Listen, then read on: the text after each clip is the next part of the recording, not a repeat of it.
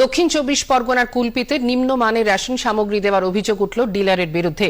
গ্রাহকরা জানিয়েছেন, এবারে রেশনে পোকা ধরা চাল এবং মেয়াদ উত্তীর্ণ আটা দেওয়া হচ্ছে। তারা আরও জানিয়েছেন, ভালো রেশন সামগ্রী বেশি দামে অন্যত্র বিক্রি করা হচ্ছে, অথচ গ্রাহকদের নিম্নমানের রেশন সামগ্রী দিচ্ছেন এই ডিলার। বেলপুকুর এলাকার এই ঘটনার প্রতিবাদে রেশন ডিলারকে ঘিরে বিক্ষোভ দেখায় স্থানীয়রা এবং রেশন দোকান বন্ধ করে দেওয়া হয়।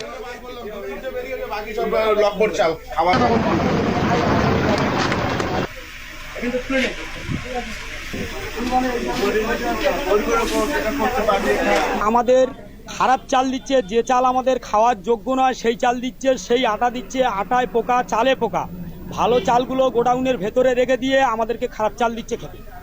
তাই আমাদের অভিযোগ, এই চালটা এখানে দিতে পারে।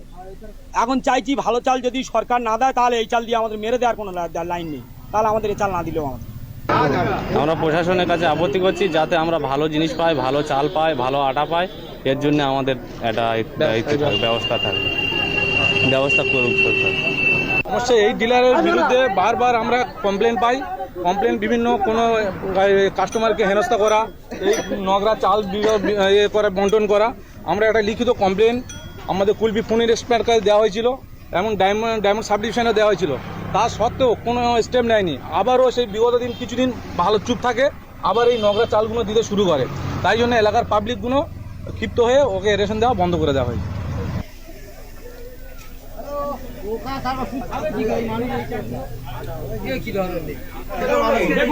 বস্তা থেকে বের করছে, আপনি দেখুন এরকমটা কেন হচ্ছে? ওটা গোডাউনতে পাঠাচ্ছে, ৫-৬ বস্তা সব গোডাউনে সব পাঠাচ্ছে, গোডাউনতেই পাঠাচ্ছে। এই তারা নিতে চাইছে না, কি বলবেন এটা নিয়ে? এটা না, আমার ওদেরকে বলেছি যে আপনারা রিপোর্ট করুন, তারা চেঞ্জ করে দেবে। আমার কোনো সমস্যা নেই, যেভাবে দেবে সেভাবে আমরা মানব। রেশন ডিলার অমিয় হালদার জানান, এর জন্য তার কোনো দায় নেই। সরকারি গুদাম থেকে যেভাবে সামগ্রী আসছে তাই বিলি করা হচ্ছে।